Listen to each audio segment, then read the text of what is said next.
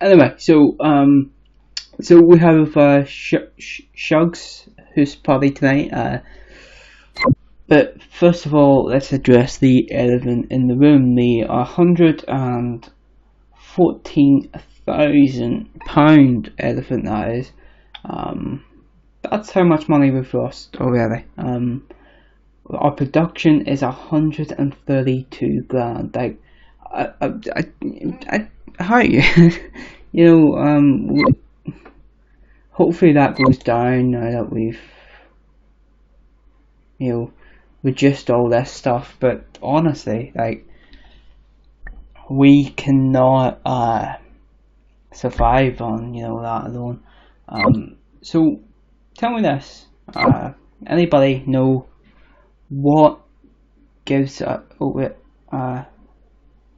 footage of the company's offences released on DVD or home video, giving you an extra source of income? At your current size, your distribution area is nationwide. It should be noted that as you have a TV show giving away free content, this will reduce sales and videos. Internet footage of companies' events is put into the company's website, freely available to the public. The advantage is that it gives you instant access to a huge number of fans. The disadvantage is that you get no income from the footage and actively lose out on the money that you could have gotten from the DVD. Okay, no. DVD and home video is what we're going to need to go for now. I would like to at some point do a local to global series. I see a lot of people do them, and it's something I'd like to try my hand at, although I would need to wait a few months possibly and see how much of ICW I can record in it, because I want to do backlog videos so as I can take a video and then upload it. Due to going to university in the next couple of months, so I would need to wait and see how that goes, and then see if we can have that as a little bit of a side series, because I've always wanted to do a local to global series even before I actually started to upload, just because it seems like something that's quite interesting to do, but I'm not sure if I'm if I actually want to attempt that, but I don't know.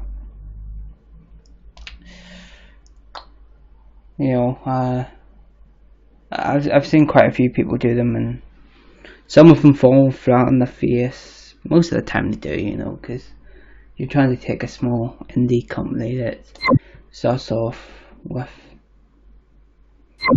very little money to, become one of the biggest companies in the world, and sometimes that just can't work out. And also the longevity of it, like having such a long series, I'm sure gets a little bit tedious at times. But anyway, roster, we are gonna need to bring this down in size, and we will do this after Shug's Hoose party. So that's something that we will have to look at doing, unfortunately, because at its current size it's too much, and I mean, we're already spending so much money. A small company like us shouldn't have that much workers, but it is what it is, and we'll sort that out. So figurehead, let's have a look at a figurehead. I don't think we have a figurehead. No, we don't. Let's see if we can have a figurehead though, and if we can, who it would be. Big demo per choice, apparently. This one few good qualities, but ultimately lacking too much. I don't think he's somebody that I'd want to have as a figurehead. I wouldn't want Doug Williams, even though he is a per choice anyway. Drew Galloway is probably going to become a figurehead at some point. Let's face it. Grado will never be a figurehead. I like him for what he does, but no, I'm not putting him at the. There's nothing to indicate that he would be a success as the company's figurehead. no, not really somebody I would want to have a figurehead. Now, Zack Sabre Jr. is somebody I would like to have a figurehead, as a figurehead, because I mean it's Zack Sabre Jr. He's fantastic, but I don't know. I think I need a Scottish figurehead. You know, it only makes sense. But anyway, well, 5 minutes already. If you're still here, all power to you. But I'm gonna go ahead and pause the recording now and book Shug's house party.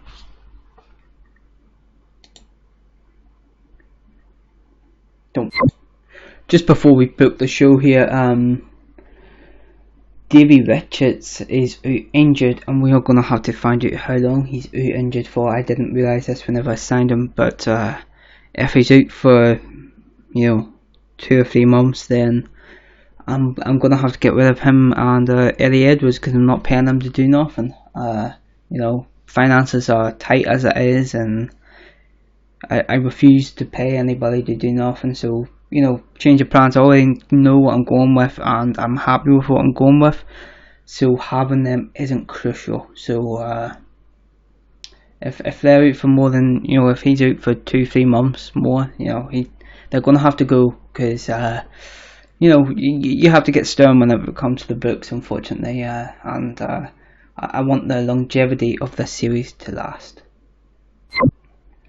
So that's the show booked. It's big compared to what I'm usually used to with the Ring of Honor one, because of the time restraints. And you know what? I love using this thing, this new software to record my things with, because it really just take off the weight of restriction on time. Now, I do know that there's a little bit of a watermark, but it's like a dark blue one in the middle of the screen, and you know what, I can live with that, and I'm sure you guys can too, because it's about what's being communicated, I guess.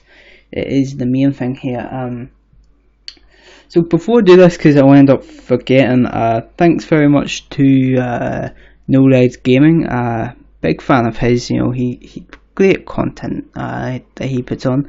If you go onto my channel, you will see at the side a few TEW channels that I recommend personally. All of them I watch and I enjoy, so give them all a watch. But No Legs is there, and go over, and you know what, chances are you know who he is, because let's face it, my channel's shite.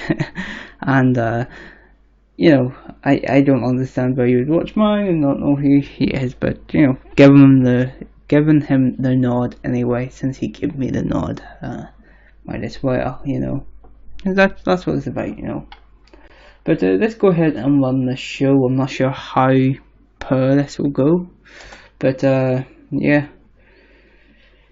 So we apparently we're not gonna run the show yet.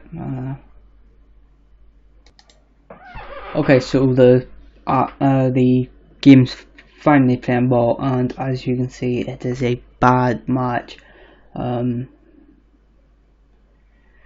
wee man did some good work at ringside. Jackie Polo is not suited to his gimmick, so we need to get that changed up. The bout dragged in the middle with a lack of flow. The flow of the match was hurt because of some of the workers having little to no involvement. That was Davey Boy, because now don't get me wrong, I love Davey Boy. I think he's fantastic in real life, but he's a real piece of shit in this game, isn't he? Like, and I don't mean that to sound so bad, but he really is. 47 for Jackie Polo, 44 for Mark Coffey and Joe Hendry, and then an 18 from Davey Boy. Really pulling down the overall grading of the match. The aim of the match is regular. Mark Coffey won, but yeah, sorry, I should probably read it. 16 minutes in, when Mark Coffey defeated Davey Boy by pinfall by using the ropes for leverage.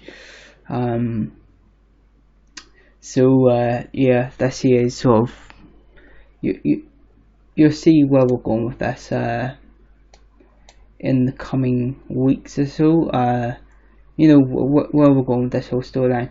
So let's see where it all went wrong here. Segment rating was penalised for a poor start to this. Just not good. Not good at all. Not good at all. But let's move on now. Next segment is a Davey Boy should be here, but apparently he's not. But Joe Hendry is ranting about Davey Boy and how he cost them the match and how he has started to become quite a poor tag team partner, stuff like that, all that sort of type of stuff, and that just progresses on that storyline. 41 rating, which isn't good particularly, but I mean 26 match rating to open up the show. But then we go on to an angle where we see Davey Boy being interviewed for to hype up his Stevie Boy being interviewed to hype up his match with Noam Dar and Lionheart, and he's asked, we saw you the other day on Friday Night Fight Club, and you've been instructed not to win the title, but to prevent Noam Dar winning it. And do you think that you'll be inclined to try and win the title? Something like that, something really gimmicky like that. And that's not really gimmicky. Fuck's sake. But yeah, so he's like, what? I have one purpose to go out there, and it's to make sure that Noam Dar doesn't win the title, and that Lionheart walks away with the title. So that continues on. Stevie Boy feels. So we go on to the next segment, which is of course our triple threat match. It's a 51-minute match, which I mean it isn't good particularly. Well, no, it's not great, but it's not particularly bad. It's a 51-minute match. Stevie Boy gets a 50 in-ring performance. Noam Dar gets an in-ring performance of 58 and a 56 for Lionheart. And so in 17 minutes, when the Noam Dar actually picks up a pinfall victory to win the title against Lionheart, and he gets the pinfall victory on Lionheart. And what happens is Stevie Boy goes up, springboard drop kick, and ends up hitting Lionheart. Noam Dar drop kicks him out of the ring, and then that allows Noam Dar to hit him with the championship knee bar. That sounds like a submission finish to me, but it says pinfall. I don't know about that one. But yes, Kelly Ray and Stevie Boy are a good pair, and I really like them as a pairing together. Hoose. That's just what chemistry does for a team. Segment was penalised due to low heat of a storyline, which isn't particularly a bad thing, especially since it's just heating up really. Segment rating was penalised for the content risk being low, and segment rating was penalised for being done to an disinterested crowd. So it wasn't a bad segment particularly, so I'm happy enough with that. Let's go ahead to the next segment though, and this is Doug Williams versus Zack Sabre Jr. Doug Williams has an in-ring performance of 60 and a 76 for Zack Sabre Jr. And this here was just really a match that I decided to throw in there just to one, fill up time, and two, to use two of our top workers really. And we give Zack Sabre Jr. the nod here, as we give him a submission finish against Doug Williams in just over 17 minutes. So I'm happy enough with that. So let's go ahead to the next segment then. Carmel versus Kelly Ray in a match for the Women's Championship, and Carmel goes over and defeats Kelly Ray in 13 minutes and 50 seconds. The pinfall came after a top rope Hurricane Rana. This is defense number 1 apparently. Because it's a new game anyway. So Carmel has an in-ring performance of Woolley and Kelly Ray has an in-ring performance of 41. A potential future face turn for Stevie Boy was hinted at during the segment. That's good. That's good to see. Let's go ahead to our next segment then, because there isn't too much to talk about in a lot of these segments. We see a video that just hypes up the 6-man tag team match, which is of course between Kenny Williams, Grado, Seth Samuels, Drew Galloway, Jack Jester, and Wolfgang. And that was 49 minutes, by the way. So in a 41-minute match, and I know straight away why it was so low, because we gave Grado a limited involvement and also Jack Jester, because their stamina is poor. So I wanted to sort of have them limited involved in such a long match. But the Black Label, Galloway, Jester, and Wolfgang actually get defeated in this match, which gives Mark Dallas his 50% control of the company back. Kenny Williams, Grado, Kenny Williams in the 16th minute defeats Jack Jester by pinfall. During the match, we also had Red Lightning accidentally hit Jack Jester, and that is how Kenny Williams can pounce and get that pinfall victory. In terms of in-ring work, Drew Galloway head and shoulders above everyone else. That's good to see. 68 in-ring performance. So what was our changes here? No, we don't need him to turn yet, and I don't really want him to turn yet. We'll close that down. Next segment then I want to go to, and it says a backstage promo here, but I mean, like, it's really about me telling you what's happening on the screen, so I wasn't really going into too much, and I just wanted to get this booked and over and done with, because now that I have time to actually book stuff and talk about it, it's taken a lot longer to book these events, but yeah, Mark Dallas, Grado, Kenny Williams, and Chad Samuels are celebrating in the ring, but Mark Dallas sort of hints at that heel turn that is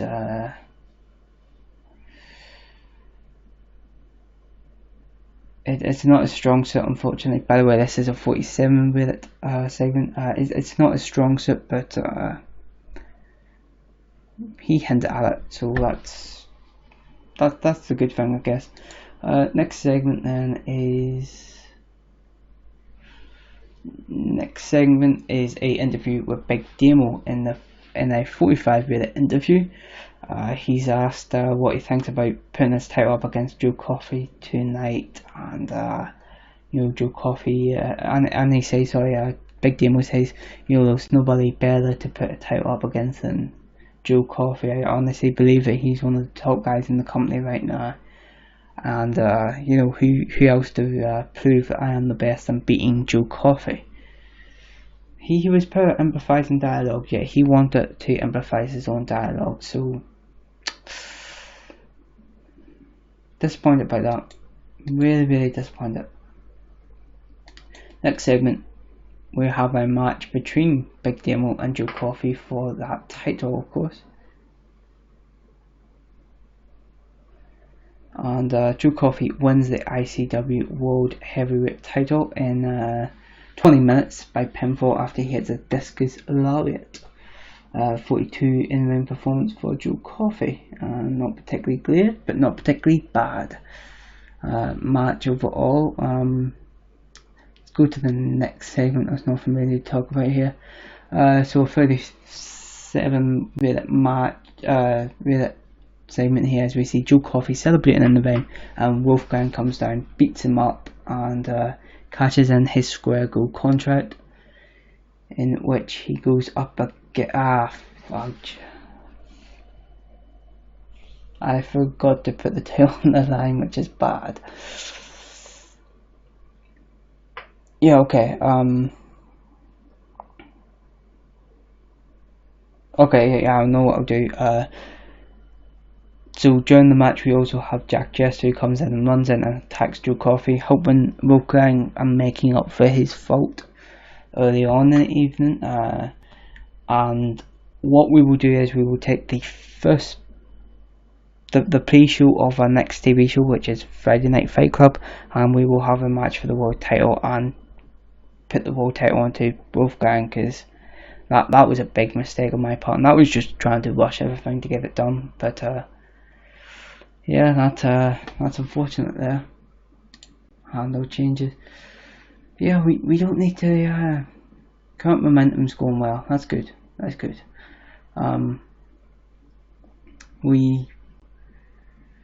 We're gonna keep this up, and